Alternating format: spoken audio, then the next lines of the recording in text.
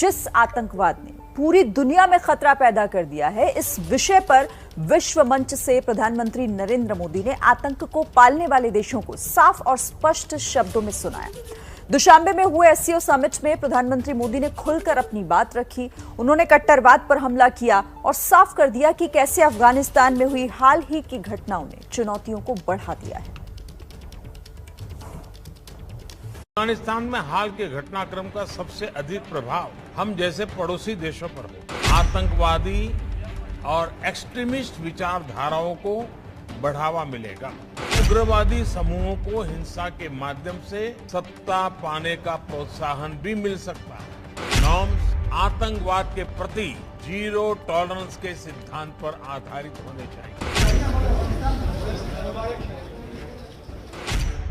ये था पीएम मोदी का वो वार जिससे उन्होंने न सिर्फ बंदूक की नोक पर काबिज हुई तालिबानी सरकार पर साधा, बल्कि पाकिस्तान को भी चेता दिया। पीएम ने एक तरफ कट्टरता पर वार किया तो दूसरी तरफ आतंकवाद के खिलाफ भारत के प्रण को भी साफ कर दिया। एक तरफ ये इशारा तालिबान के लिए था तो दूसरी तरफ पाकिस्तानी प्रधानमंत्री इमरान के लिए चेतावनी। अगर अफगानिस्तान में अस्थिरता और कट्टरवाद बना रहेगा तो इससे पूरे विश्व में आतंकवादी और एक्सट्रीमिस्ट विचारधाराओं को बढ़ावा मिलेगा। अन्य उग्रवादी समूहों को हिंसा के माध्यम से सत्ता पाने का प्रोत्साहन भी मिल सकता है। हमें मिलकर सुनिश्चित करना चाहिए कि अफगानिस्तान की धरती का उपयोग किसी भी देश में आतंकवाद फैलाने के लिए न हो। पीएम ने ये बात शुक्रवार को ताजिकिस्तान की राजधानी दुशांबे में हुई एससीओ यानी शंघाई कोऑपरेशन ऑर्गेनाइजेशन के सम्मेलन में कही। इस सम्मेलन में मोदी ने न सिर्फ अफगानिस्तान के हालातों पर चर्चा की, बल्कि कट्टर आतंकवाद का क्या परिणाम हो सकता है इसका आईना भी दिखाया।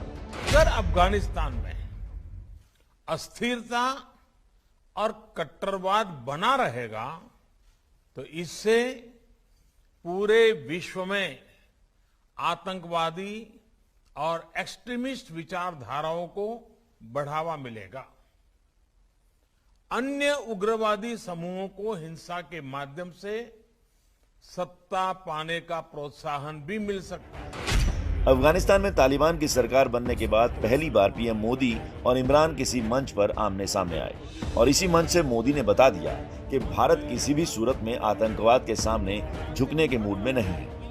क्रॉस बॉर्डर टेररिज्म और टेरर फाइनेंसिंग जैसी गतिविधियों पर रोक लगाने के लिए एक कोड ऑफ कंडक्ट होना चाहिए और इनके एनफोर्समेंट की प्रणाली भी होनी चाहिए। पीएम मोदी ने साफ कर दिया कि भले ही अफगानिस्तान में बंदूक के दम पर तालिबानियों ने सत्ता हासिल कर ली, लेकिन भारत ना उसे समर्थन देने के मूड में है और ना ही कट्टरता बर्दाश्त करेगा। सबसे बड़ी चुनौतियां शांति, सुरक्षा और ट्रस्ट डेफिसिट से संबंधित है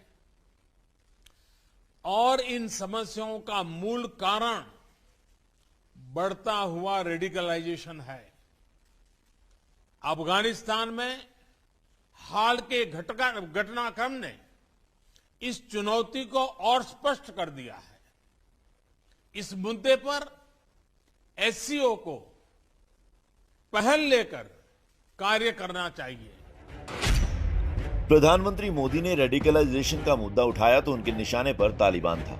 पीएम मोदी ने विश्वास की कमी की बात की तो उनका इशारा चीन और पाकिस्तान जैसे देशों की तरफ था जो तालिबान को खुली शह और समर्थन दे रहे हैं। पीएम मोदी ने एससीओ को इस पर काम करने की अपील की जो बाकी सदस्य देशों के लिए इशारा था कि तालिबान पर कड़े रुख की सख्त दरकार है।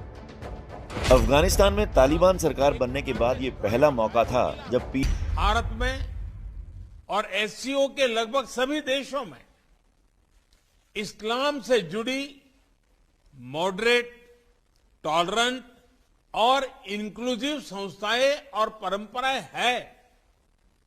एससीओ को इनके बीच एक मजबूत नेटवर्क विकसित करने के लिए काम करना चाहिए। यहाँ खास है कि एससीओ में मध्य एशिया के देश ताजिकिस्तान, किर्गिस्तान, कजाकिस्तान, उज्बेकिस्तान और नया स्थानीय सदस्य ईरान शामिल है। और पाकिस्तान लगातार इन मुल्कों से तालिबान का साथ देने की गुहार लगा रहा है और इस साथ के लिए वो मुस्लिम देश होने का रोना भी रो रहा है। इमरान की इस चाल पर भी मोदी ने बातों ही बातों में प्रहार कर दिया। यदि हम इतिहास पर नजर डालें तो पाएंगे कि मध्य एशिया का क्षेत्र मॉडरेट और प्रोग्रेसिव कल्चर और वैल्यूज का एक प्रकार से गढ़ रहा है, किला रहा है। सूफीवाद जैसी परंपराएं यहां सदियों से पनपी और पूरे क्षेत्र और विश्व में फैली। इनकी छवि हम आज भी इस क्षेत्र की सांस्कृतिक विरासत में देख सकते हैं। मोदी ने बातें तो आतंकवाद की लेकिन आईना दिखा दिया पाकिस्तान और चीन जैसे देशों को, जो आतंकवाद की शह पर अपनी सत्ता को दूसरे देशों में फैलाने की कोशिशों में जुटे हुए हैं।